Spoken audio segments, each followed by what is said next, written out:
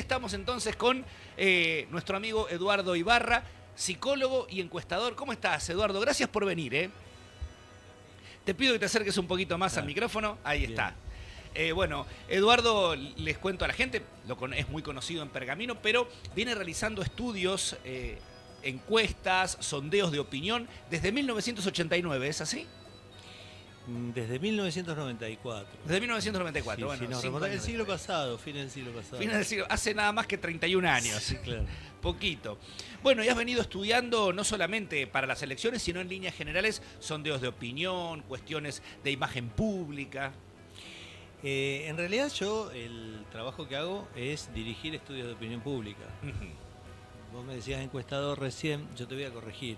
Bueno, En realidad el encuestador es quien toma los datos en territorio, es quien entrevista a los, valga la redundancia, entrevistados, que son debidamente seleccionados. Yo trabajo con encuestas presenciales, mayoritariamente, y estratificando la muestra a fin de poder seleccionar al entrevistado. El encuestador es quien hace una noble tarea y también debe estar debidamente capacitado porque es quien recoge la opinión en territorio.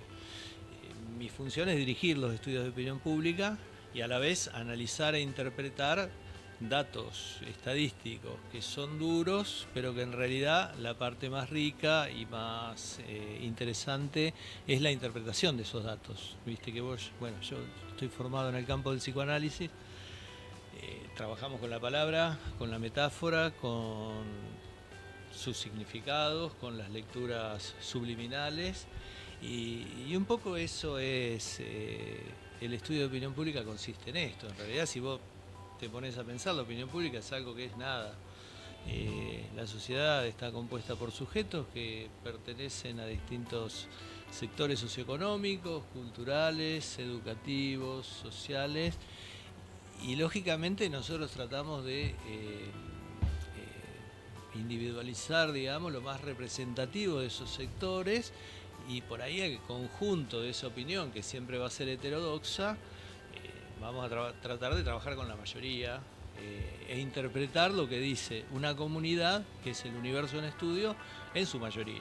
¿Sí? Ahí está la clave de cómo se obtiene la muestra, es decir, la muestra debe ser representativa. Es que si no, a ver, por ejemplo, si por yo hago ahí una encuesta entre chicos de 20 a 22 años, me va a dar un sondeo que va a ser aplicable solamente a esa población. es un segmento Yo no sesgado. puedo extrapolar, claro. Es un segmento sesgado, es decir, vamos a lo grueso. Si vos vas a tratar de indagar la opinión representativa de Pergamino, es una ciudad de casi 110.000 habitantes, como nosotros trabajamos con la población electoral, estamos hablando ya de mayores de 16 años. Ya ahí tenés un primer recorte. Los menores de 16 años no están incluidos, digamos, en estos estudios de opinión pública. Y ahí vas a tener 4 grandes cortes, de 16 a 29 años, de 29 a 45, de 45 a 60 y mayores de 60. Es decir, que si vos vas a tomar una muestra de 300 habitantes, tenés que elegir proporcionalmente en esos 4 sectores.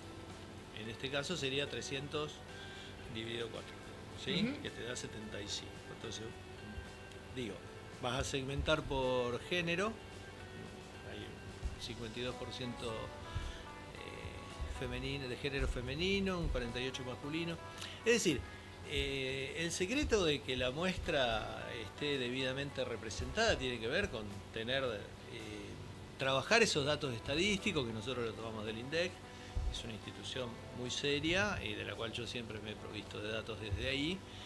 Y a partir de ahí, el diseño del cuestionario es algo que es, yo diría, fundamental para poder recoger una buena opinión, digamos, ¿no? O sea, en función de lo que vos quieras indagar. Digo esto porque muchas veces se toma lo superficial de las encuestas, que es esto de decir, bueno, a ver cuánto mido yo en imagen, cuánto mido en intención de voto. Eso yo te diría que son datos menores. Y también entender que esto es una herramienta científica, digamos, y hay otras herramientas científicas para poder entender la opinión pública, no solo las encuestas de opinión, están los estudios cualitativos, los estudios cuantitativos, pero también los focus group, también las entrevistas en profundidad. Es decir, hay una serie de datos que vos podés desmenuzar, yo te diría analíticamente, es decir, analizar es descomponer un fenómeno en sus partes mínimas. Para poder entender el pensamiento de determinados sectores de la comunidad, bueno, en principio tenés que segmentar bien y estratificar bien la muestra, pero además tenés que saber preguntar y también saber interpretar esos datos que vos recogés de la comunidad. Hay datos que a veces nosotros pensamos que los solayás porque pensás que todo el mundo sabe.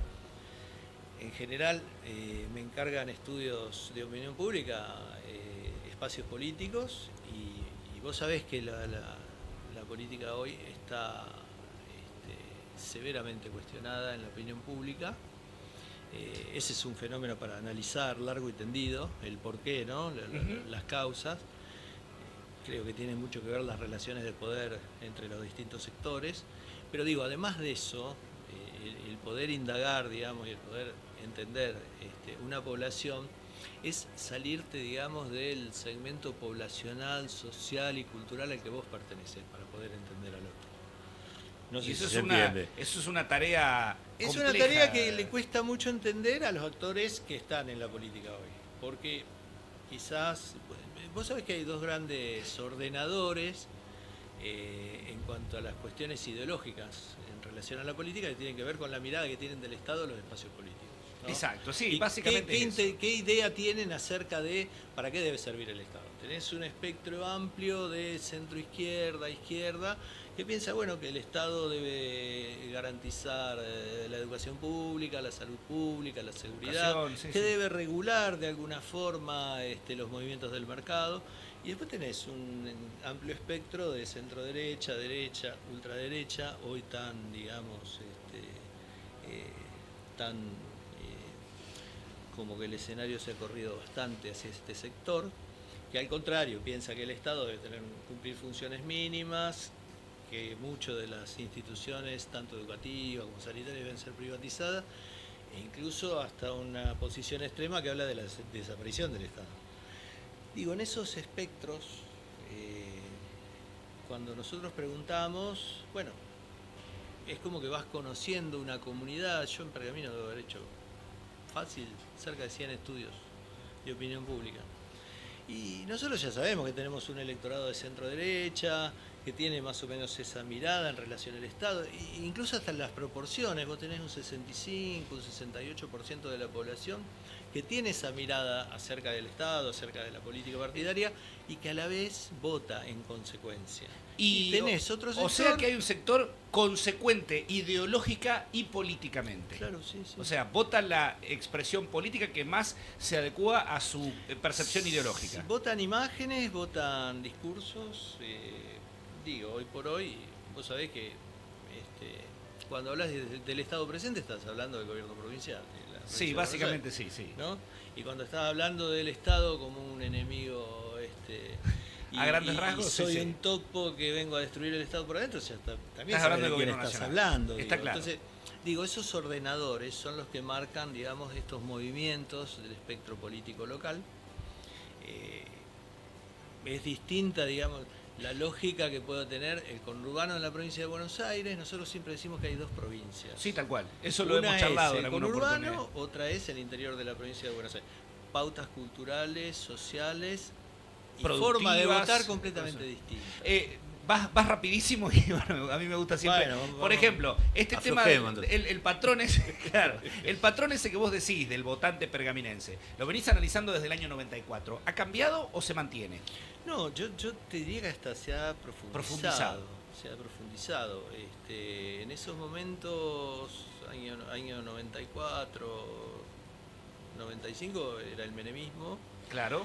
Era con el dualdismo en la provincia de Buenos Aires. Una mirada macro.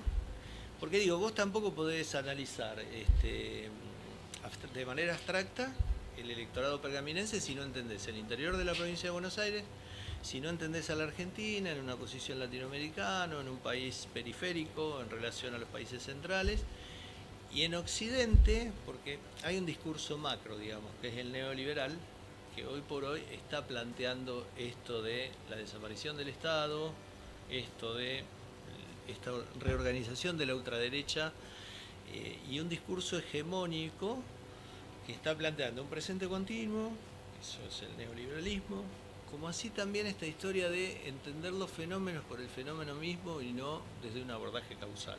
Digo, esos son Sí. ordenadores y son discursos macros. Por eso vos vas a escuchar por ahí que ellos hablan tanto de, bueno, no hay que mirar el pasado, miremos para adelante, lo pasado pisado, digo, y también Justamente denostando recién algunas hablábamos de eso con cuestiones Marcela, que es tienen profe que de ver- historia. Claro, bueno, Y le decían justamente, la historia. digo, hay análisis históricos como el materialismo histórico, el estructuralismo mismo, que plantean, digamos, que los fenómenos tienen su abordaje causal, digamos, la única forma de entender los fenómenos es haciendo un recorrido histórico. El psicoanálisis plantea lo mismo. ¿Cómo entendés un sujeto si vos no conocés la historia de ese sujeto? Es imposible entender el presente si vos no das una vuelta por el pasado. Bueno, entonces, esos discursos macro, digo, también tienen incidencia en lo cotidiano, ¿viste? Yo por ahí separo la macropolítica de la micropolítica.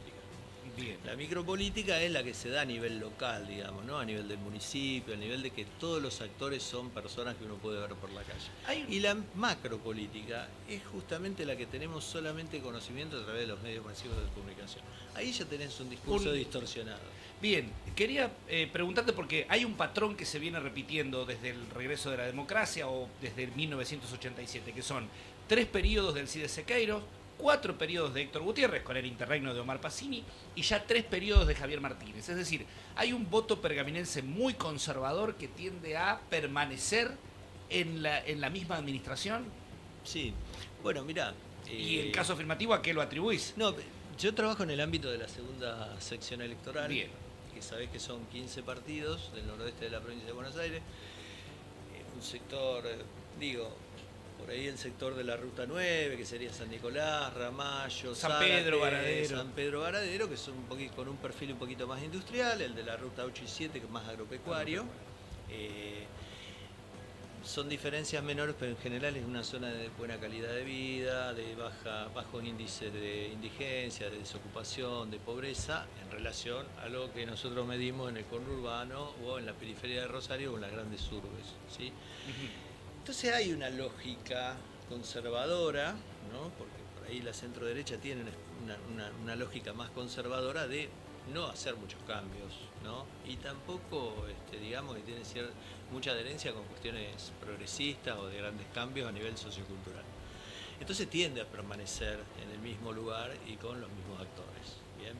Se dan procesos, porque la reelección, estas reelecciones que se dan en Pergamino se dan solamente en Pergamino. Colón tuvo un intendente 5 periodos. Es verdad, así. lo mismo pasó con Abel Miguel en Junín en Es su muy momento. difícil, no tengo los números ahora en la cabeza, pero en algún momento lo trabajé, que un intendente pierda una primera reelección. Yo te diría que es un caso en Jorge 50. Jorge Jung en el Bien. año 87. Bueno, me acuerdo. Por es ejemplo. bueno, pero veníamos Es la excepción que confirma la veníamos de regla, un periodo del proceso con Claro. poco ejercicio democrático. Digo, hubo cambios. Para mí es la profundos excepción de la ahí. regla. Acordate que eran 6 años también los periodos presidenciales, Sí, era exacto. otra constitución. Bueno, en el 94 se da la reforma de la constitución. Pero digo, más allá de esto, en la segunda sección electoral y en general en los municipios se tiende a la reelección y a tener muchos periodos. Bueno, por eso también está ahora esta cuestión de si se van a poder renovar más de 2 periodos o no, que eso es una cuestión que está ahí en discusión, porque eso sí sería un cambio muy grande. Pero en general los periodos administrativos de las gestiones, lo que hemos visto en Pergamino es ese periplo, digamos, ¿no? De reelección, desgaste, cambio y probablemente el fin de la carrera política de los intendentes que dejan la gestión, ¿no? Vamos a ver, digo, ¿no? Yo digo descriptivamente, no estoy haciendo un análisis profundo, lo que ha pasado en Pergamino en los últimos periodos, por lo menos desde el advenimiento de la democracia en el 83 para acá.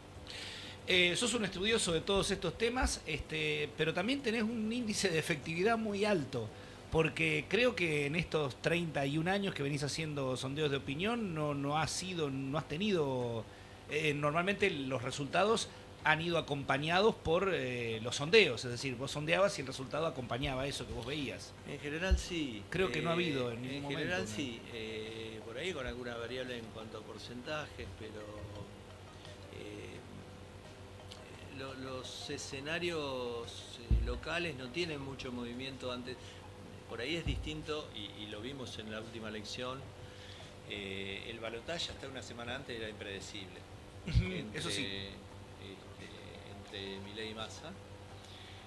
Y es más difícil de predecir, digamos, una elección a nivel nacional. Pero a nivel local, si vos venís estudiando el universo desde hace mucho tiempo, por ahí es difícil que vos, haciendo periódicamente estudios, no tenga un índice de confiabilidad la muestra con un margen de error más o menos 3%, digamos. Entonces, tiene mucho que ver el método que vos aplicás para hacer el sondeo. Tiene mucho que ver que sea presencial. Que sea presencial. Porque vos, de manera presencial, podés verificar que el entrevistado es la persona que te está respondiendo, digamos. Que es lo que no tenés a nivel redes o a nivel telefónico incluso, porque algunas consultoras hacen las encuestas telefónicas con operador, la persona que llama. Pero bueno. Tenía entendido que esas eran las más baratas. No, las más baratas son la máquina que pregunte, te llaman y opción 1, opción 2, opción 3, que eso es imposible segmentar y poder identificar al entrevistado. La presencial tiene esa ventaja y la otra ventaja, por lo menos en mi caso, que yo trabajo con encuestadores que están debidamente capacitados, que saben de territorio, que saben escuchar, saben de semblante, entonces es todo un oficio, digamos, el ser encuestador, no es, andá a preguntarle a ver a quién va a votar. Claro, sí. Si fuera así de fácil, digo, hoy por hoy, con esto de la inmediatez que tienen los fenómenos y de la dificultad que tenemos con el lazo social, es muy difícil, y sobre todo la aversión que se ha generado del ciudadano común hacia la política, es muy difícil que respondan. ¿O tenés muchos no sabe, no contesta? No solo eso, sino la negación a la entrevista. Directamente, bueno, ahí está. Es muy difícil que te puedan responder. Nosotros apelamos, digamos, a algunos recursos de preguntar sobre cuestiones que no tienen que ver necesariamente con la política partidaria, porque la aversión es con eso, digamos, ¿no? Claro. Uno puede hablar todo el tiempo de política sin mencionarlo, y cuando menciona la palabra o menciona el partido político, ahí se genera una cuestión que mucho tiene que ver, el cierre, digamos, con este discurso macro que yo mencionaba anteriormente en relación a que el neoliberalismo lo que plantea, digo, esto es algo parecido a lo que pasa con el narcotráfico, ¿no? Viste que siempre casualmente los que salen, digamos, son los pescados medianos o los chicos, ¿no? Los que agarran. El grande nunca.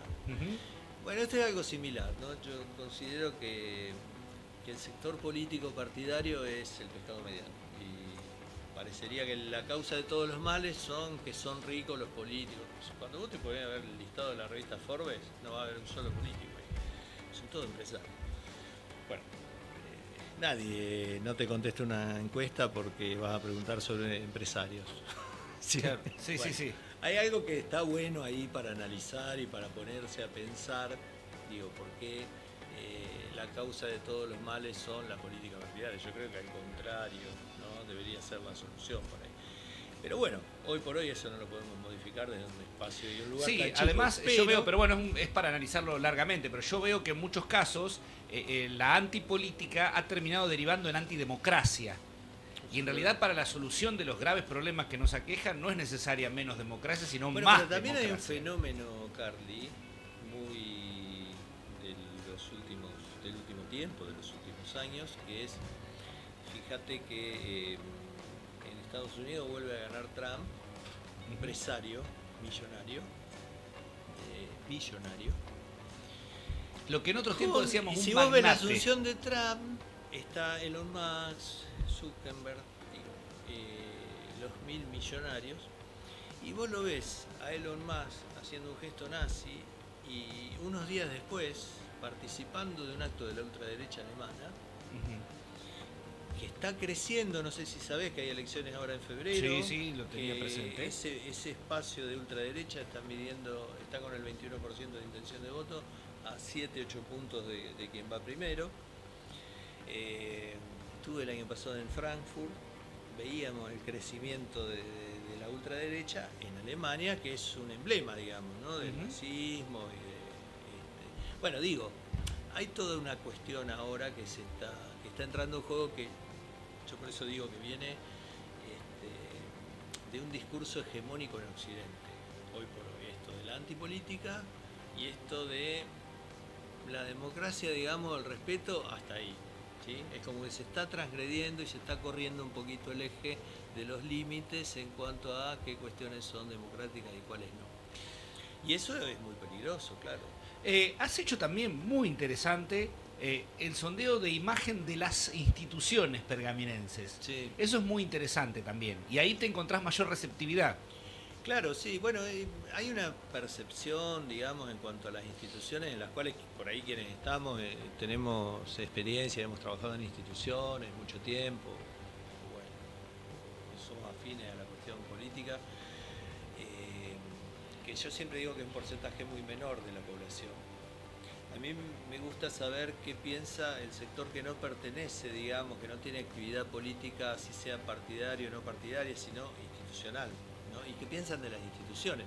Yo recuerdo haber hecho un estudio hará unos 10 años acerca de la pertenencia del hospital en cuanto a qué nivel del Estado pertenecía, ¿no? Si el hospital era una dependencia del Municipal, Estado nacional o provincial provincial. municipal, y recuerdo que solo el 32% dijo que era provincial. Provincial. Habría que hacerla ahora. A ver, que se confunde mucho, digamos, ¿no? Quién administra el hospital, porque bueno, es el hospital de Pergamino. Digo, fue municipal en una época, además, hay claro, que tener hace muchos hay años. que tener algún conocimiento sanitario, algún recorrido por ahí para saber con exactitud. Entonces, siempre está bueno saber qué piensa el ciudadano común, digamos, que está por fuera, que es la mayoría, por fuera de la pertenencia institucional de las instituciones, ¿no? Y así vimos que, por ejemplo, la institución que tiene la mejor imagen en Pergamino, por ahí va a decir, hay algo de subjetividad, pues yo soy docente de la UNOVA, pero Es la UNOVA. es la UNOVA. En un momento en el cual se está cuestionando la universidad, la educación pública, el financiamiento universitario. Fíjate que paradójicamente la población dice que la UNOVA es la institución con mejor imagen. Yo partí de una calificación, de la calificación tradicional, del 1 al 10, ¿no? Claro.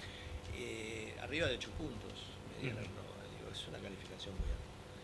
Después el Instituto Maistegui, otro instituto sanitario del cual también nunca se supo bien la pertenencia, pertenece al Estado Porque ese es nacional, claro. ¿Sí? Bueno, el digo, INEP, el legendario INEP. Claro.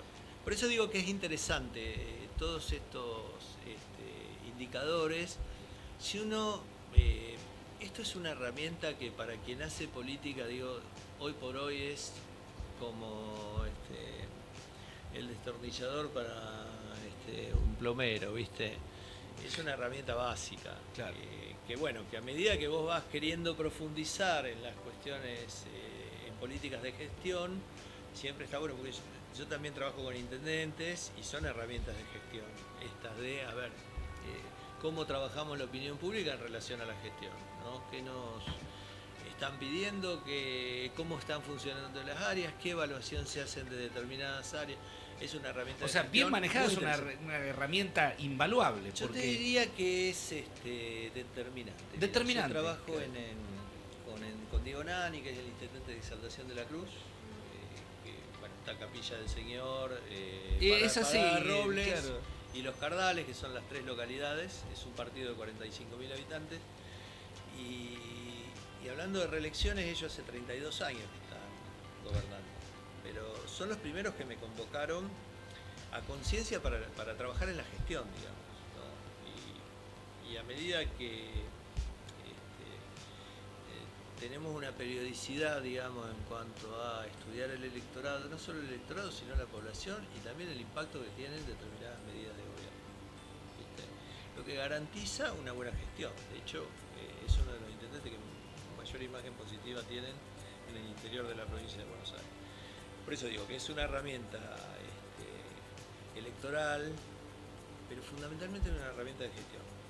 Esto de poder saber, poder conocer y poder tener herramientas científicas, datos científicos acerca de qué opina la población, qué demanda la población acerca de la gestión. Bueno, por primera vez, y con esto vamos a ir ya cerrando, por primera vez va a existir no un desdoblamiento, quizás exista un desdoblamiento temporal, pero en principio un desdoblamiento del tipo de boleta. Se va a votar a nivel nacional con boleta única de papel y en la segunda sección electoral vamos a votar con la boleta tradicional. ¿Crees que eso va a generar algún impacto en el votante pergaminense? Sí, sí, todo cambio en el sistema electoral genera impacto. En el resultado.